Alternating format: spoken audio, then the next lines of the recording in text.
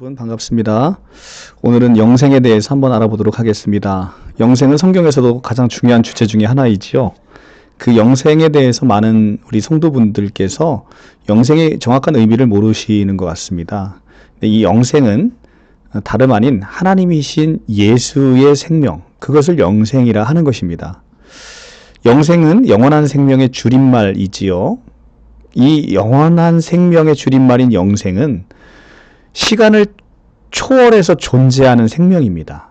그러니까 이 영원이라는 것은 시간을 초월해서 존재하는 것이지 시간 안에서 시간이 끝이 없이 펼쳐지는 것을 영생이라 하지 않습니다. 영생은 시간 안에 있는 것이 아니라 시간 밖에 존재하는 신적인 영역을 이야기하고 있는 것입니다. 이것은 제 얘기가 아니고 그냥 영원이라는 것의 언어적인 의미가 그렇게 되어 있습니다. 자, 네이버에 가셔서 이렇게 영원이라고 치시면요, 이 영원에 대한 뜻이 나옵니다.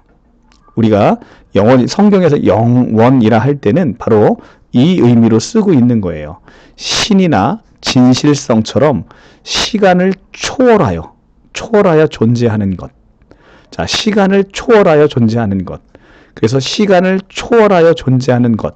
이 시간 안에 있는 것이 아니라 시간을 밖에서 존재하는. 그래서 하나님의 차원을 우리는 영원 차원이다라고 이야기를 하고 있는 것이죠. 이처럼 영원이라는 것은 시간 안에 있는 것이 아니라 시간 밖에 있는 신적인 영역입니다. 따라서 이 영원한 생명은 이 땅에 존재하는 생명이 아니고요. 지금 그러니까 사실 우리가 가지고 있는 생명은 영원한 생명이 될 수 없는 것이죠. 그것이 아무리 길게 산다 하더라도 그것은 영원한 생명이라 부르지 않는다는 것입니다. 그래서 시간을 초월해서 존재하는 신적인 생명, 즉 하나님의 생명을 말하는 것이고, 하나님은 시간 안에 계실 수 없는 분이잖아요. 그래서 시간 밖에 있는 신적인 생명인 하나님의 생명을 영생이다라고 얘기하는 것입니다. 그래서 영생을 얻는다는 것은 바로 그 하나님의 생명, 영원 차원에 계신 하나님의 생명을 얻는다는 것, 이것이 바로 영원한 생명을 얻는, 영생을 얻는 것입니다. 그러니까 시간 안에서 지금 내가 가지고 있는 생명을 영원히 사는 것, 이것을 영생이라 하지 않는다는 것입니다. 그래서 신천지가 이야기하는 육체 영생은 지금 내가 가지고 있는 목숨으로 영원히 산다, 시간을 길게 산다라는 의미의 영생이기 때문에 성경에서 이야기하는 영생이라는 개념과는 너무나 다른 것입니다. 영원한 생명이 무엇인지 조금 더 깊이 한번 살펴보겠습니다. 요한복음 17장 3절입니다. 영생의 정의가 나옵니다. 영생은 곧 유일하신 참 하나님과 그가 보내신 자 예수 그리스도를 아는 것이라. 그렇습니다. 하나님 안에 있는 생명이고 예수 안에 있는 생명이기 때문에 이 영생은 유일하신 하나님과 그가 보내신 자 예수 그리스도를 아는 것이 바로 영생이다라고 정의할 수 있는 것이죠. 요한복음 3장 16절입니다.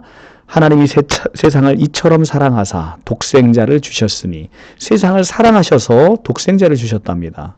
이는 그를 믿는 자마다 멸망하지 않고 영생을 얻게 하려 하심이라. 자, 아들을 주셨어요. 독생자를 주셨는데 그게 영생을 얻게 하려 하심이라는 거예요. 그러니까 이 영생이라는 것은 다름 아닌 독생자이신 예수 그리스도로 말미암아 우리에게 주어지는 것, 예수 그리스도에게서 비로소 얻게 되는 것, 그것을 영생이라고 하는 것을 알 수 있겠죠. 요한복음 3장 36절입니다. 아들을 믿는 자에게는 영생이 있고 아들에게 순종하지 아니하는 자는 영생을 보지 못하고 도리어 하나님의 진노가 그 위에 머물러 있느니라. 자, 아들을 믿는 자에게는 영생이 있답니다. 아들을 통해서 오는 생명이 바로 영생이기 때문에 아들을 믿는 자에게는 영생이 주어지는 것이죠. 요한복음 14장 6절에 예수께서 직접 말씀하십니다. 내가 곧 길이요 진리요 생명이다 라고 이야기를 하십니다. 이 생명, 내가 곧 생명이다 할 때 그 생명 자체가 바로 영생입니다. 원어 성경은 동일합니다. 조에라는 단어를 쓰고 있죠. 조에라는 단어를 쓰고 있습니다. 이 조에가 바로 영원한 생명, 영생입니다. 이 영생은 바로 그러니까 내가 영생이다 라고 이야기하시잖아요. 그러니까 이 영생은 다름 아닌 하나님이신 예수의 생명, 이것을 영생이라 부른다는 거예요. 그러니까 영생을 얻는다는 것은 바로 하나님이신 예수 그리스도, 하나님이 생명인 예수 생명을 얻는 것, 바로 하나님의 생명인, 우리가 한 번도 만져보지 못하고 보지도 못하고 느껴보지도 못했던 그 하나님의 생명인 예수 생명, 예수가 하나님이심을 이미 우리가 이전 영상에서 봤습니다. 그래서 예수 생명은 하나님의 생명인 거예요. 예수가 하나님이시니까. 그래서 예수가 누군지를 아는 것은 그처럼 중요합니다. 예수가 하나님 되심을 모르니까, 이 예수가 하나님 되심을 모르기 때문에 우리는 이 예수 생명이 어떤 생명인지를 모르는 거죠. 예수가 하나님 되심을 우리가 고백한다면 비로소 이 예수 생명이 하나님의 생명이었구나. 이것은 창조주의 생명이구나. 피조물인 인간이 가질 수 없는 바로 그 생명이구나. 그래서 피조물인 인간에게 이 창조주의 생명이 온다는 것은 너무나 큰 질적인 변화고 본질적인 변화를 수반하게 된다는 것이죠. 고린도후서 4장 10절에서 11절입니다. 우리가 항상 예수의 죽음을 몸에 짊어짐은 예수의 생명이 또한 우리 몸에 나타나게 하려 함이라. 자, 예수의 생명 나옵니다. 예수의 생명. 우리가 항상 예수의 죽음을 몸에 짊어짐은 바로 예수 생명이 우리 몸에 나타나게 하려 합니다. 그러니까 예수 생명, 이것이 바로 영원한 생명인 것이죠. 예수가 누굽니까? 예수는 하나님이십니다. 예수는 누구십니까? 예수는 여호와십니다. 여호와의 생명, 하나님의 생명, 그것이 바로 예수 생명, 부활 생명, 새 생명인 것이죠. 우리 살아있는 자가 항상 예수를 위하여 죽음에 넘겨짐은 예수의 생명이 또한 우리 죽을 육체에 나타내게 하려 하심이라. 여기도 예수의 생명이, 자, 예수의 생명이 또한 우리 죽을 육체에 나타나게 하려 하심이라. 자, 예수의 생명, 바로 이 예수의 생명, 이것이 영원한 생명 조회입니다. 자, 이 예수 생명은 로마서 6장 4절, 바로 죽은 후에 우리가 그리스도와 함께 부활할 때 우리가 받게 되는 이 새 생명임을 알 수 있습니다. 그래서 예수 생명은 바로 우리에게 주어지는 새 생명인데, 이 새 생명은 원래 우리의 옛 생명과는 본질적으로 다른 생명이다. 그 생명은 예수 생명이고 하나님의 생명이고 인간이 한 번도 가져보지 못한 생명이다 라고 성경은 이야기를 합니다. 로마서 6장 4절입니다. 그러므로 우리가 그의 죽으심과 합하여 세례를 받음으로 그와 함께 장사되었나니 이는 아버지의 영광으로 말미암아 그리스도를 죽은 자 가운데서 살리심과 같이 우리로 또한 새 생명 가운데 행하게 하려 함이라. 자, 우리가 그리스도와 함께 죽고 장사되고 함께 살리심을 받는데 그때 우리는 이 새 생명을 받게 되는 겁니다. 이 새 생명은 바로 예수 생명, 바로 부활 생명, 바로 하나님의 생명인 것이죠. 이것을 우리는 영생이다 부르는 것입니다. 영원한 생명, 영원에 계신 생명, 바로 그것은 하나님의 생명인 것이죠. 따라서 영생한다는 것은 이 땅에서 죽지 않고 영원히 산다는 의미가 아니라 이것은 신천지가 가리키는 육체 영생이죠. 영원한 생명, 영생한다는 건 바로 이 땅에서 죽지 않고 영원히 산다는 그런 의미가 아닙니다.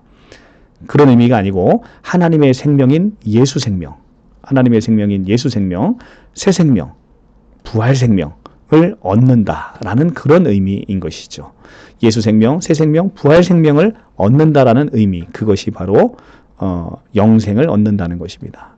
즉 우리가 현재 가지고 있는 육신의 생명과는 전혀 다르며 비교도 되지 않는 우월한 생명인 하나님의 신적 생명을 갖게 되어서 우리가 본질적으로 질적인 변화된 생명을 갖게 되는 것, 그래서 피조물인 인간이 한 번도 가져보지 못한 하나님만이 갖고 있었던 생명을 갖게 되는 것, 그것을 영원한 생명을 우리가 소유하게 된다, 영생을 얻게 된다라는 의미를 가지고 있습니다.